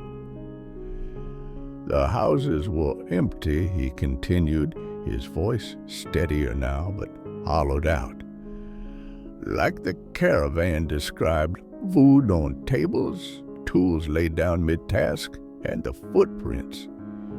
God, the footprints, leading west from every house, all converging on a single point at the edge of the settlement." "A door?" I asked, remembering what the witnesses had described. "Not a door, a tree." He looked at me, and in his eyes I saw the reflection of something terrible. A tree I had never seen before, growing where nothing had grown when I visited my sister 2 years ago. An old tree, ancient, with branches like armed roots that spread across the ground like reaching fingers. He fell silent for a moment, staring into the fire.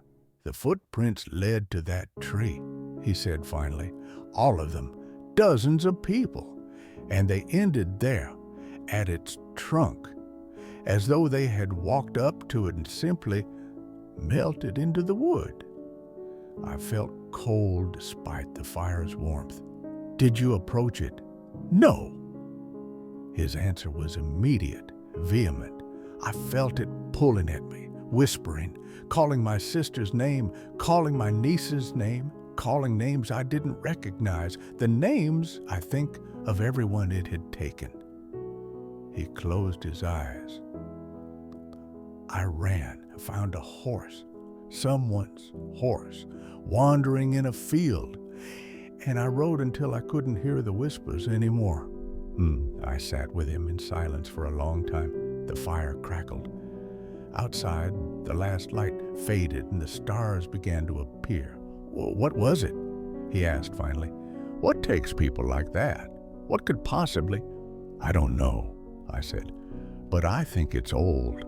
Older than the settlements, older than the roads, something that has always been there, sleeping beneath the frontier, and now has woken up." "Why now?" "I don't know that either. Maybe the settlements disturbed it. Maybe the season was right. Maybe it simply woke the way things that sleep eventually wake." I looked at the white candle on the mantel, its flame burning steady and unchanged. "The world is larger than we understand and older than we remember. There are things in it that don't answer to human questions." He nodded slowly, accepting this because there was nothing else to accept. "What will you do now?" I asked. "Go east, like the Caravan. Tell the authorities, the scholars, anyone who will listen." He paused. "And tell people to stay away from the western frontier. Whatever is out there, whatever that tree is, it's still hungry, still calling, and it won't stop until it's taken everyone who can hear it." "Can you hear it now? The calling?" He was quiet for a moment, head tilted as though listening to something far away. "No," he said finally, and there was relief in his voice. "Not here. At the crossroads, the whispers stopped. Whatever that thing is, it can't reach this place." I thought of the oak tree outside, its ancient roots spreading beneath the crossroads. I thought of the old woman and her blessing, of the white candle she had lit that still burned after all these years. "Perhaps," I said slowly, "that's why this place exists. A threshold where the whispers cannot pass. A fixed point, like someone told me recently, where travelers can be safe while they choose their path." He looked at me, and something in his expression shifted, from grief to gratitude to a quiet, wondering hope.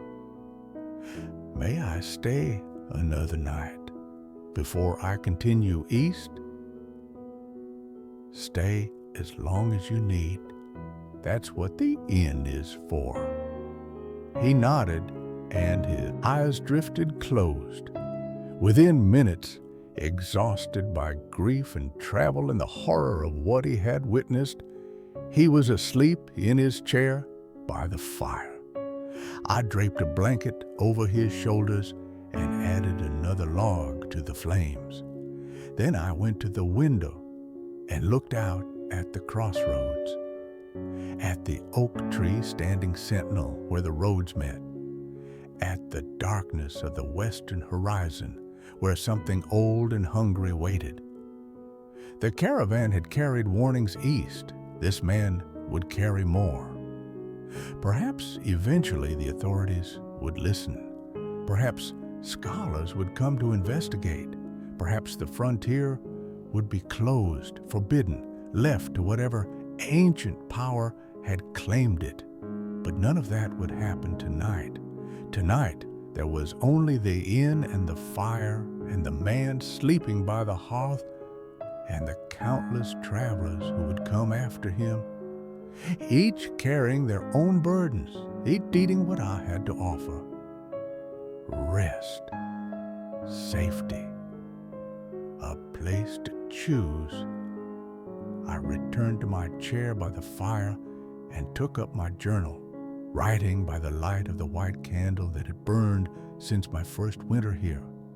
Tomorrow will bring new travelers and new stories and new questions I cannot answer. But tonight, at least, the crossroads is quiet, and the whispers from the west cannot reach us here. The 15th day of the 7th month. A calm day, a peaceful day. The man left at midday, heading east with determination in his eyes and a purpose that would carry him through whatever hardships the journey might bring. I gave him bread for the road and a skin of water, and he clasped my hand in thanks before mounting his borrowed horse and riding away. I spent the afternoon in the garden, tending to the herbs that had recovered since the heat broke. The mint was flourishing now, spreading in the enthusiastic way mint always does, and I had to cut it back before it overwhelmed the other plants. The chamomile bloomed white and yellow, and I gathered enough to dry for winter tea. The rosemary stood tall and fragrant, its needles releasing their sharp scent when I brushed past. It was good work, simple work, the kind of work that asks nothing of the mind and gives everything to the hands, leaving space for thoughts to settle like sediment in still water. I thought about the tree the man had described, the ancient tree that had appeared where nothing grew, the tree that called people to itself and took them somewhere they could not return from. I thought about the caravan and the empty homesteads and Mira's wish beneath the oak. I thought about thresholds.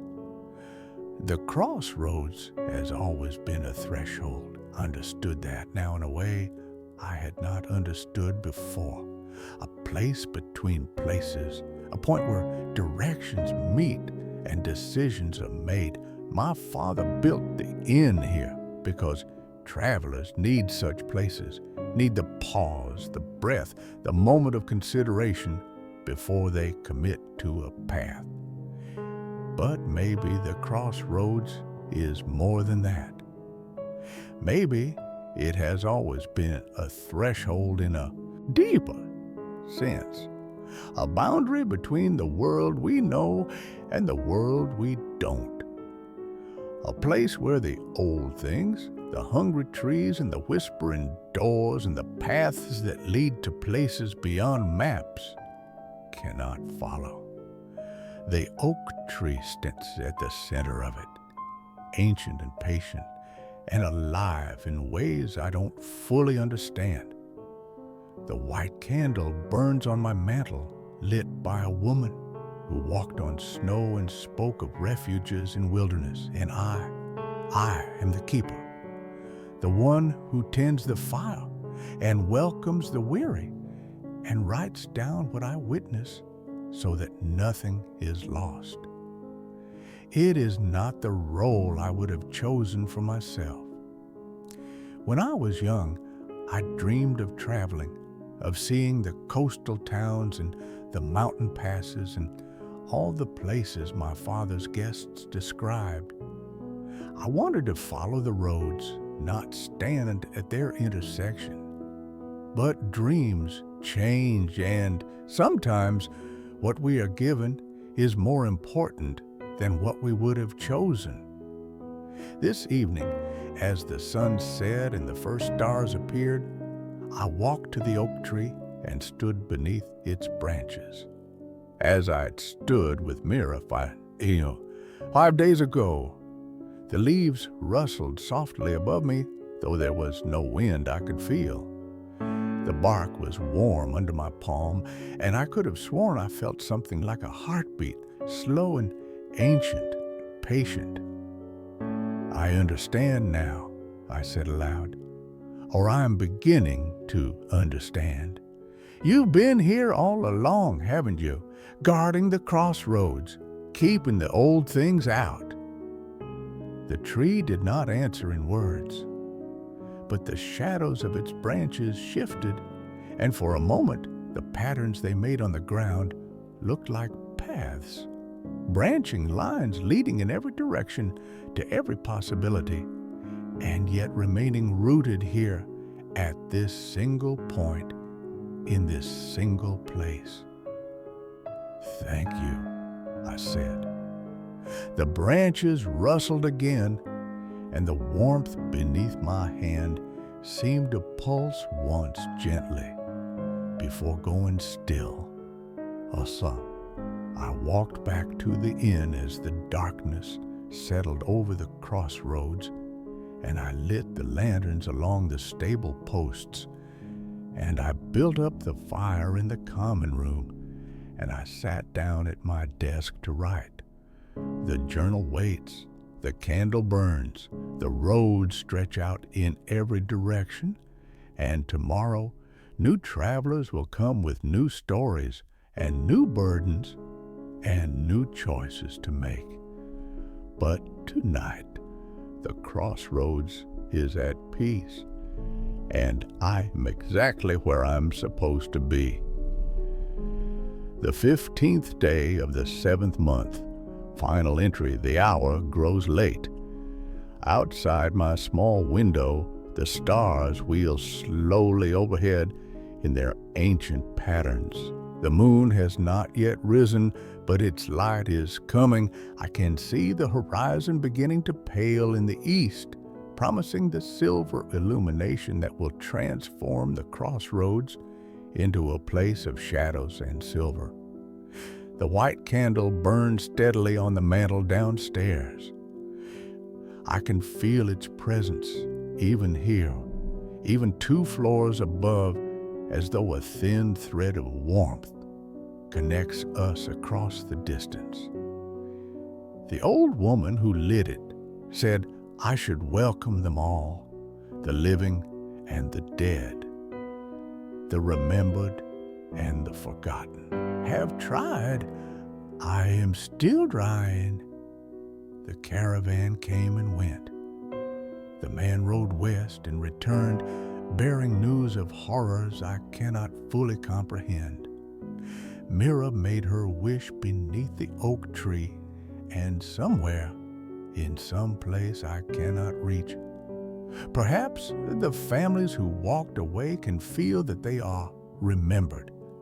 I do not know what the future holds. I do not know if more travelers will bring more warnings from the west, or if the ancient thing out there will be content with what it has taken, or if someday it will spread eastward and swallow the crossroads too. But I know this: as long as I am here, the inn will be here, the fire will burn, the door will open, and whoever comes seeking shelter, weary, afraid, lost, hopeful, will find a place to rest. That is my promise. That is my father's legacy. That is the purpose of this place at the crossroads, where the roads meet and the choices are made, and the ancient oak stands sentinel against whatever darkness waits beyond. The candle burns, the fire settles into embers, and somewhere in the far distance, I can almost imagine I hear the creak of wagon wheels, another caravan perhaps, or just the wind moving through the trees. But whatever it is, whoever they are, I will be ready. This is the journal of the innkeeper at the crossroads. This is my record. This is what I remember. And so, the innkeeper sets down his pen for another night. The caravan that arrived out of season has carried its warnings east, and the man who rode into the west has returned with tales of ancient hungers and trees that whisper in the dark. But the crossroads stands firm. The inn remains. and whatever waits beyond the horizon cannot reach this place. Not while the oak tree roots deep into the earth, not while the white candle burns on the mantle, not while the innkeeper keeps his watch. Thank you for joining me tonight at the Candlelit Journal. If this story brought you peace, consider leaving a like or subscribing so you'll know when the next entry is ready to be read. Until we meet again at the crossroads, rest well. Good night.